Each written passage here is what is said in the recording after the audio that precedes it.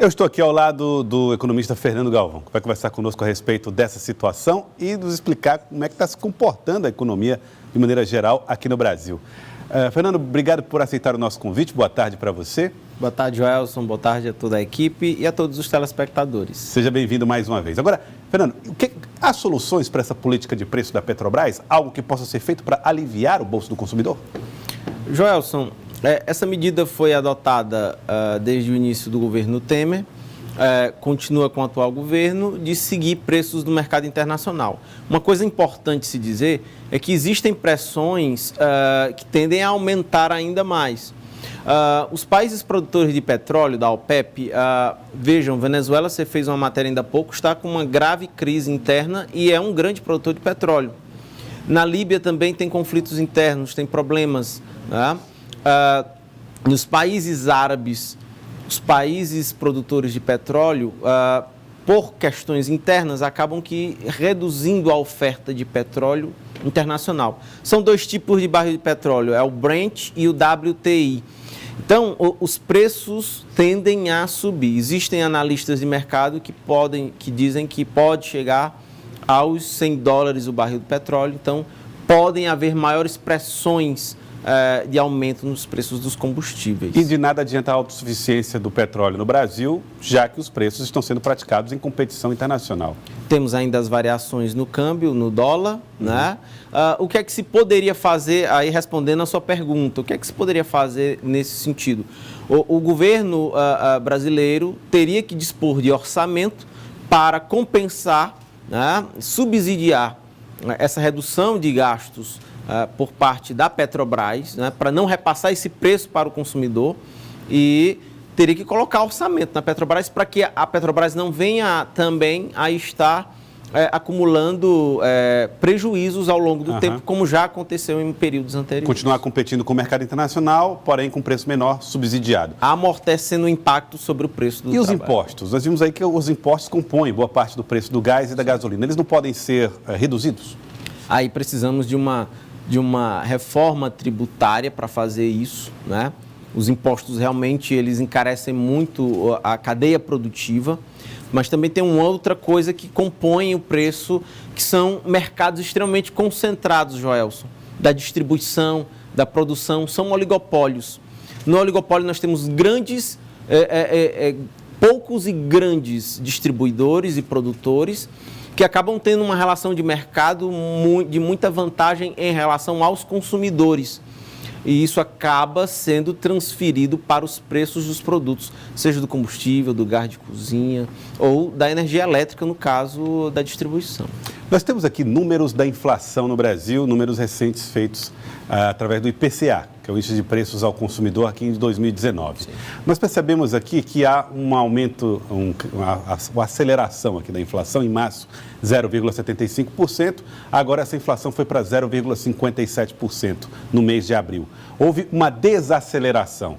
Continua crescendo o preço, só que numa velocidade menor. Por que isso foi observado, não? Mas tem um detalhe, Joelson, se esses dados forem atualizados, já vai haver um aumento aí. Uhum. Por quê? Porque ainda houve reajuste tanto no gás de cozinha, como nos combustíveis e na tarifa de energia. Sim. Também são aumentos que vão repercutir nas cadeias produtivas, dando um choque de custos. As cadeias produtivas vão repassar esses custos para os preços das coisas. Então, essa inflação ela tende a receber um impacto positivo até maior, o que é um problema, porque nós estamos numa economia que estava em processo de recuperação econômica. O Banco Central ele já reconhece que houve uma estagnação, uma quebra dessa expectativa. Exatamente. Então, na recuperação econômica, como a atividade econômica ela esfria, os preços tenderiam a cair. Esse tipo de choque nos custos podem fazer com que os preços subam, mesmo numa recessão econômica. Aí a gente chama isso de estagflação. É uma tendência que pode acontecer. Ou seja, mesmo com pessoas sem ter condições de comprar, os preços continuam subindo? Sim. Porque o custo aumentou? Sim. Impressionante. Vamos lá. Próximo cartela que eu queria mostrar é essa daqui. Olha, nos últimos 12 meses, a inflação está em 4,94%, considerando os números de abril. e o centro da meta é 4,25. Queria que você explicasse, nós estamos um pouquinho acima do centro da meta. Por que isso pode ser um problema para o consumidor que está em casa? E muito da inflação em queda nos últimos tempos, ele é um reflexo da recessão econômica. Como eu tenho... o grande problema, Joelson, da economia brasileira hoje são os altos níveis de desemprego. Como isso derruba o consumo das famílias, as pessoas também têm dificuldade de acessar o crédito também para o consumo, as empresas vendem menos, compram menos matérias-primas, contratam menos funcionários, é menos gente com salário e no mercado de consumo. Então, as empresas vão congelar, as famílias congelam seus planos de consumo, as empresas também vão congelar seus planos de investimentos. Então, isso tudo tem gera uma maré recessiva, né, que vem a derrubar a atividade econômica, consequentemente, a inflação tem se mantido baixa nos últimos tempos.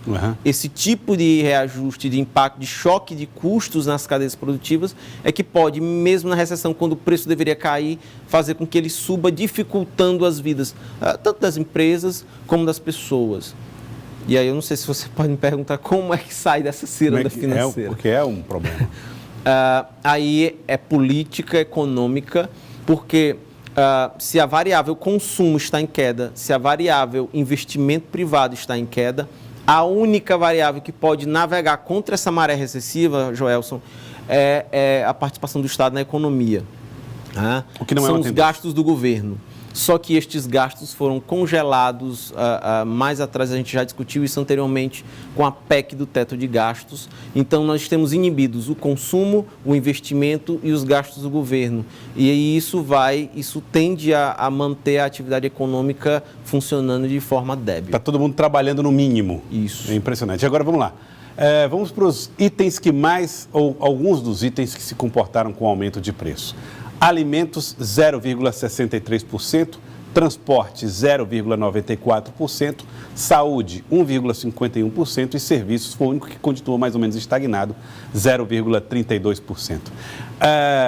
Esses itens, eles são impactados por esse comportamento do preço do combustível em que medida? Também por conta dos fretes, né? Até que o preço do combustível, do diesel, foi amortecido pelo governo, que está subsidiando o preço mais em baixa para os caminhoneiros. Mas esses preços serão repassados na forma do frete. Então, isso encarece. O distribuidor de gás da matéria também vai falar da questão das estradas, da falta de segurança, né?